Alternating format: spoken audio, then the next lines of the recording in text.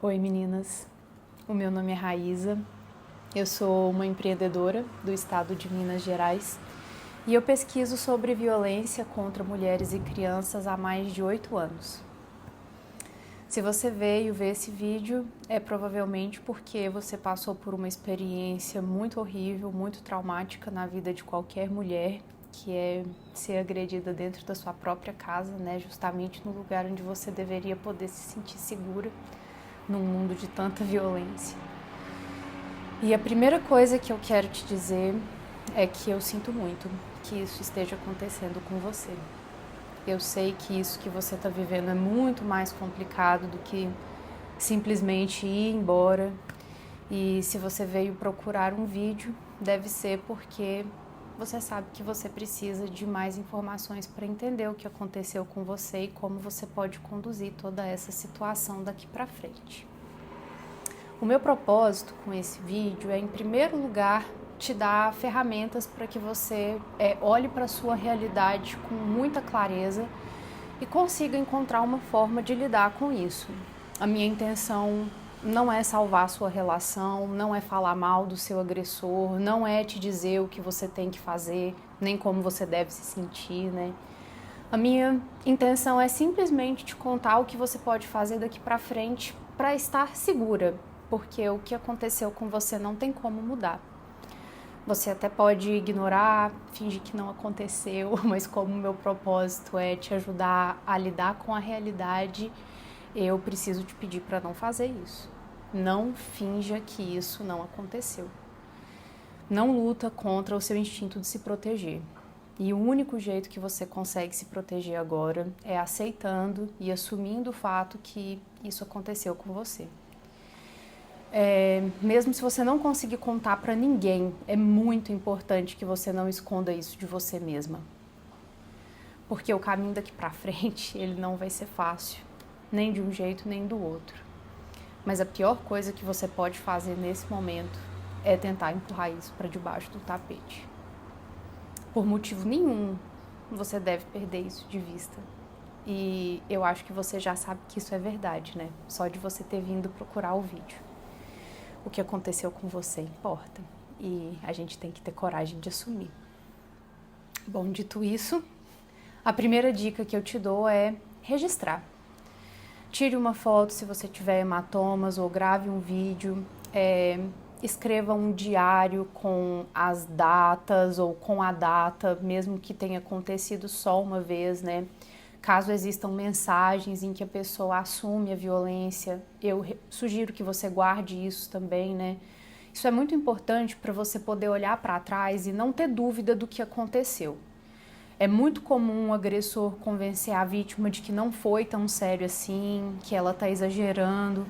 E ter registros é uma maneira de não permitir que a sua mente se fragilize e se deixe enganar, né? E depois disso, a coisa mais importante que você pode fazer é contar para alguém. O ideal mesmo é denunciar, né? E isso precisa ficar claro, mas eu entendo que é difícil. E mesmo que você não queira que isso venha a público, né? Você precisa contar para alguém da sua confiança, alguém que você acredita que tem o seu bem-estar como interesse pessoal. Seja uma amiga, um membro da família, alguém da igreja. E isso é importante justamente porque outras pessoas vão ficar atentas também. E isso pode te ajudar muito.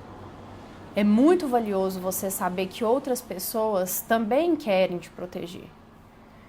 Às vezes vai ser seu irmão ou sua irmã, às vezes sua mãe ou seu pai, às vezes um amigo, um colega de trabalho, um vizinho, até um desconhecido na rua. Sempre vai ter alguém. Eu quero te proteger. Não é só você que quer se proteger. Então eu te encorajo muito a contar a situação para alguém que você acha que vai querer te proteger, mesmo que você faça essa pessoa prometer que ela não vai falar nada para ninguém. E se você faz isso, você pode combinar com seus vizinhos ou com o porteiro uma palavra código que vai significar chame a polícia, por exemplo. Você combina com uma vizinha que se alguém na sua casa pedir tal tempero, seja um açafrão ou um comilho, né? Isso significa que você está em perigo e que ela tem que chamar a polícia. Ou então você combina com o porteiro que se alguém na sua casa perguntar se a loja X deixou uma coisa para você hoje, isso é um código para ele chamar a polícia. Você tem que ver o que faz sentido para você, né? E se você tiver um médico ou um dentista, um terapeuta com quem você consulte eventualmente, né, seja seu ou dos seus filhos, essa pessoa também pode ser uma boa aliada, porque ela pode te ajudar a documentar as lesões de forma que você possa usar como prova se você decidir denunciar em algum momento, e às vezes é menos constrangedor contar para pessoas que não estão convivendo com a gente diretamente, né? Você percebe como todas essas alternativas elas envolvem ter contado para alguém sobre a situação? Falar sobre isso te dá muitas possibilidades que você não tem quando você fica em silêncio. Então não guarde isso para você. E se você não conseguir contar para ninguém ainda, tá tudo bem. Eu sei que dá muita vergonha assumir isso. Você não quer comprometer a reputação de ninguém.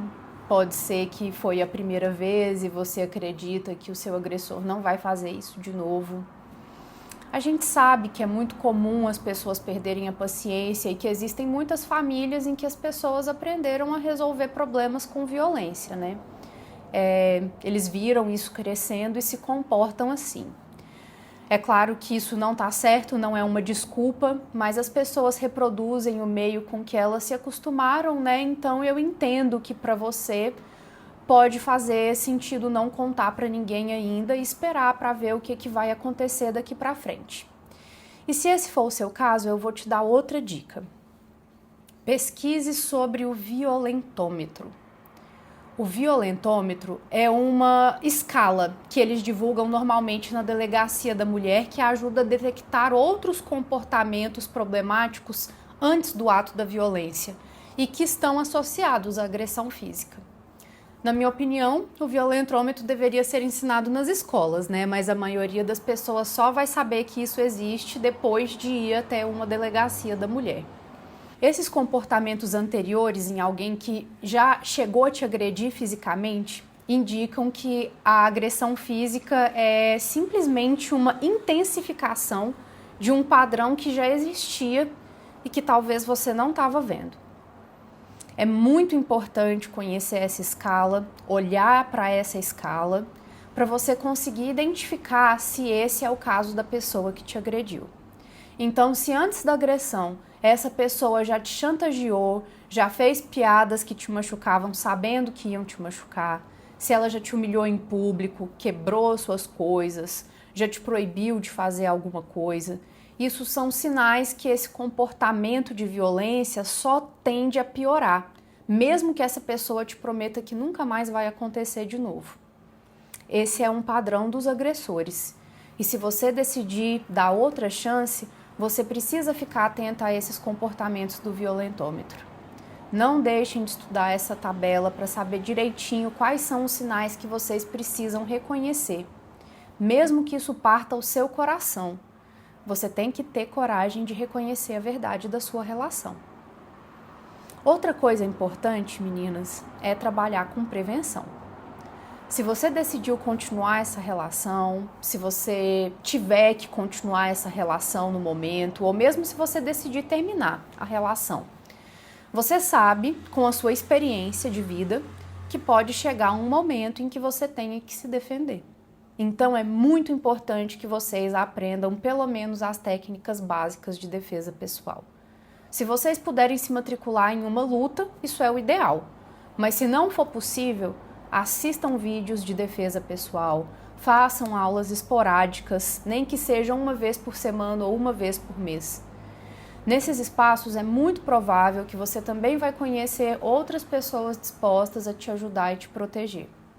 E se você não teve coragem de contar para ninguém que você já conhecia antes, às vezes até você se sinta à vontade de compartilhar com alguém nesse espaço novo, que você ainda não conhece muito bem as pessoas, e pode ser que outras mulheres passaram pelo mesmo problema. Então é importante se fortalecer tanto fisicamente quanto mentalmente.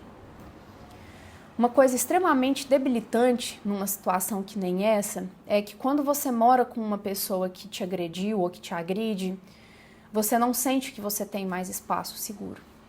É assim que as crianças que apanham se sentem em casa também, né? Então, se você decidir continuar essa relação ou se você não tiver outra opção, você não pode abaixar a guarda dentro de casa, porque você precisa estar pronta para reagir se alguma coisa acontecer. Existem alguns itens estratégicos que podem te dar tempo em situações perigosas. O gelol em spray, por exemplo, ele é usado para dores musculares, mas ele arde muito quando ele entra em contato com os olhos.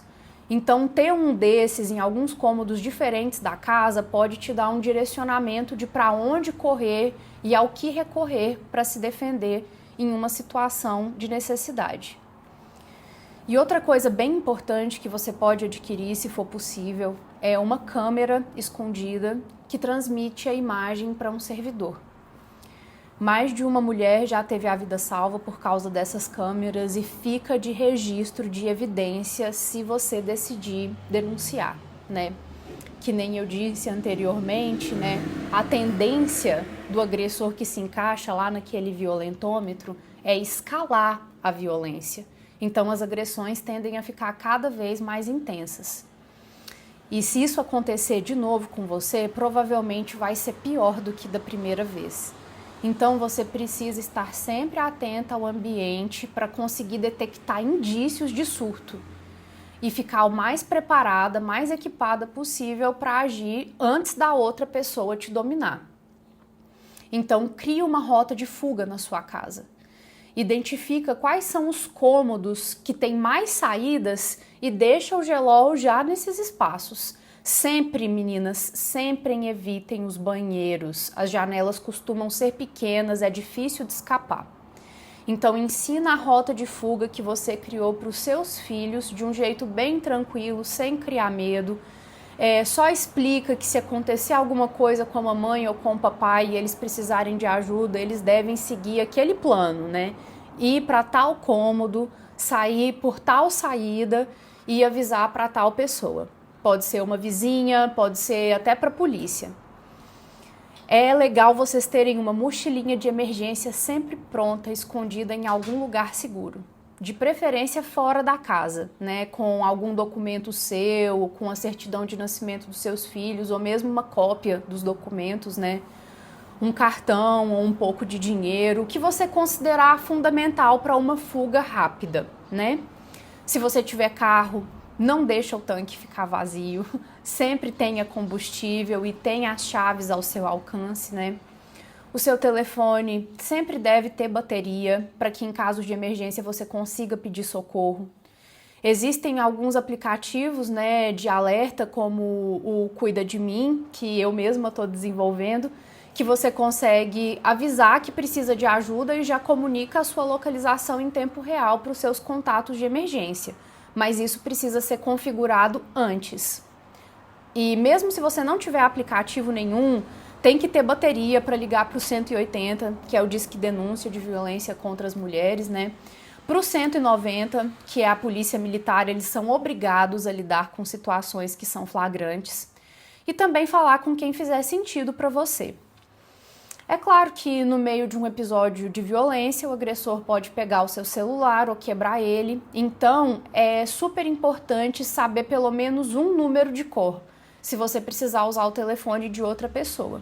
Então, decora o 180, decora o 190 também, mas decora pelo menos um número de alguém que você possa avisar e de preferência alguém que possa ir até você, né? Mesmo se você não tiver contado para essa pessoa das violências antes. A próxima dica pode ser difícil, mas é basicamente um exercício criativo que vai ser muito bom para você. Eu queria que você começasse a pensar em uma vida sem essa relação. E eu queria que você contemplasse como essa vida poderia ser. O que você teria que fazer se isso acontecesse? Quais seriam as dificuldades dessa vida nova e quais seriam as vantagens?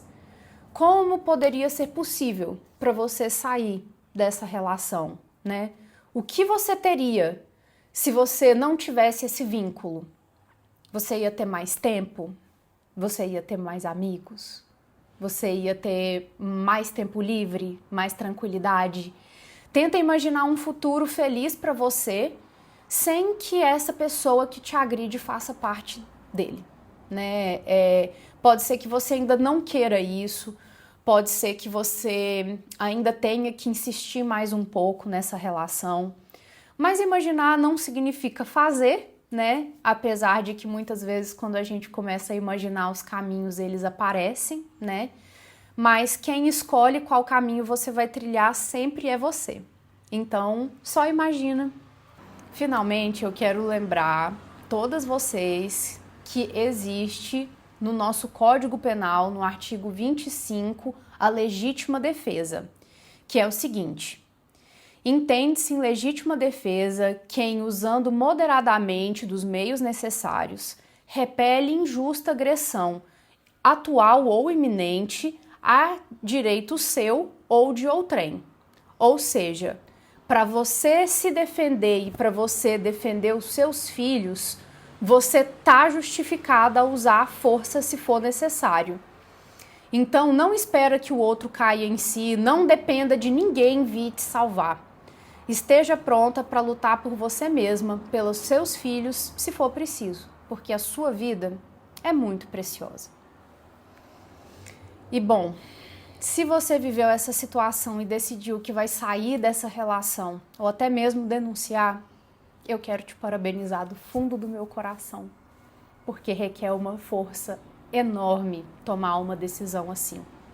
Eu estou preparando outros vídeos para você, se for esse o seu caso. Muito obrigada por me ouvir até aqui e eu não quero que você esqueça que você é digna de amor. Isso que você está vivendo agora não é o melhor que você pode conseguir. O que aconteceu com você não tem nada a ver com o seu valor, é sobre o vazio dentro dos outros.